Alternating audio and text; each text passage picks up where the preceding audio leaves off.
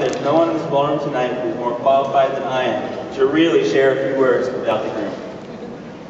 So if you will indulge me for just a moment, I'd like to share a few sincere thoughts about someone who is compassionate, caring, selfless, and giving. Someone who always puts others first and is there for you through thick and thin, no matter what. Someone who appreciates the finer things in life, but unquestionably the most giving person I know. And finally, someone who has the biggest and warmest heart, and just simply put, is the nicest person you will ever meet. But more about Debra later on.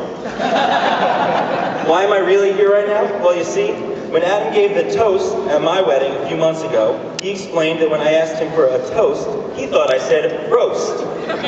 Really, Adam? I mean, was it really necessary to roast the guy who brought you Diet Sprite and Tasty Delight on those late nights you were up studying for the bar? Did you have to knock me for being late when all I was doing was planning every last detail of your pirate-themed birthday party or your rebar mitzvah? I came to your hockey game in 0-degree weather, and I have Raynos. At any rate, Debra, as someone who lived with Adam for as long as I did, it's just a responsible thing to do for me to advise you about some of the things you may or may not already know about Adam. Let me first say Adam is a great guy to have around. He'll wake you up on Saturday morning for shul, and in the evening for Havdalah. He'll wake you up for work during the week and even let you shower first. That said, the next thing you need to know is that Adam went to Ramah. Ramah is not just a sleepaway camp, it's more of a state of being. You might be out to dinner with Adam and some friends sometime, and the next thing you know, everyone's talking about Daz and who is whose counselor. It goes on and on. Ramah people are everywhere, and when you have 2 or more of them in a room together, the conversation always comes back to Ramah. You may feel left out, but more likely you will feel a slight sense of annoyance. If that happens, try changing the conversation to hockey. Just ask a question like, why are the Devils usually better than the Rangers? And this will usually turn the conversation. If you find yourself in a whirlpool of Ramah that you can't escape, then just go with it and pretend like you went there too. Be advised that Adam is known as Stanley in the Ramah world, so at least then you will know when they are talking about him. Adam goes by lots of nicknames, in fact. Recently, he referred to himself as my ex-wife. That's weird. I like to call him the closer, because he's always closing deals at work, especially in the month of June. You won't see him in June, because when he's not at the office closing deals, he'll be catching up on DVR'd episodes of The Amazing Race, which is fake, by the way. But most commonly, Adam is affectionately known as Bosch, simply Bosch. Bosch is a simple guy. I mean, he had an eye doctor named Glass and a rabbi named Wise. He calls his grandmother Gram, his aunt, and his uncle. It doesn't get much simpler than that. Bosch loves hockey.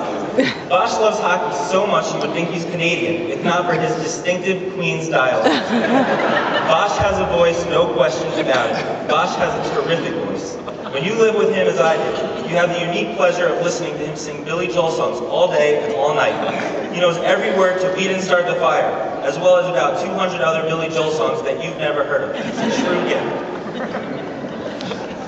As great as those pipes may be, it's his spectacular sense of smell that is truly unmatched. Bosch can sense any aroma or odor at least 5 minutes before anyone else. I'm sure the superpower of his will prove useful one day, but for now, just try to avoid the circus and 59th Street. You may be aware that people have often said that me and Bosch were like husband and wife.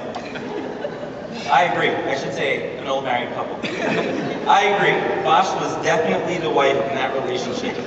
For example, when I got home from work, I would say, honey, I'm home. All right, let me do that. When Bosch came home, he would be on the phone with his mom, or Graham, or Anthony, or Laura, or Michelle, or Lindsay, or Carly, or Mike Reiner.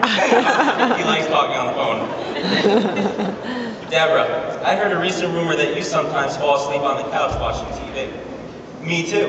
When you live with Bosch, be advised that at the exact moment when you pass out, Bosch's laptop will freeze, and he will need you to reboot the computer. Now, Debra, I know you will not get confused, but believe it or not, strangers often look at Vosh and me and think we are brothers. Where does Vosh get those killer good looks and sharp disposition, you wonder? Well, maybe it's from my closet, my tie rack to be precise. How can I put this into terms you would understand? Let's say Vosh wanted to borrow your pair of Louboutins. Here's how he would do it. He would go into your bedroom, half naked, at 6 a.m. In your case, he'd already be in your room. Then he will blow dry his hair in your closet mirror. Then right as you come to, he will say, I am taking your Louboutins for the day. All in all, Vosh is a good guy, and in general, he is pretty calm, cool, and collected. But be advised, this may not be the case when it comes to cream cheese and the Rangers. Now, I'm not saying he has a bad temper, but he really despises cream cheese, and he really loves the Rangers. Score, he roars after every Rangers goal he sees.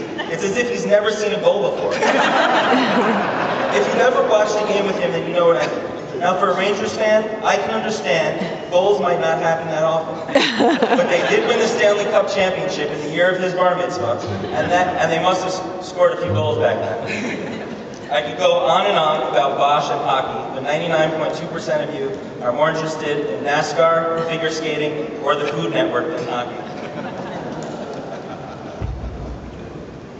So, without further ado, I'd like to offer a toast.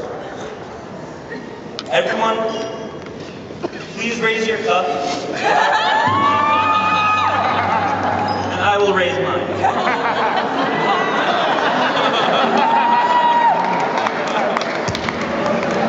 Debra, you're a lucky girl to have Adam, and Adam, you are just as lucky to have Debra.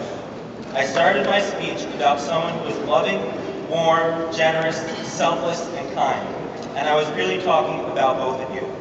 Spending just a moment with your families and community makes it easy to see where you get these qualities, but you both truly bring it to the next level. I wish you only the best as you start your life together.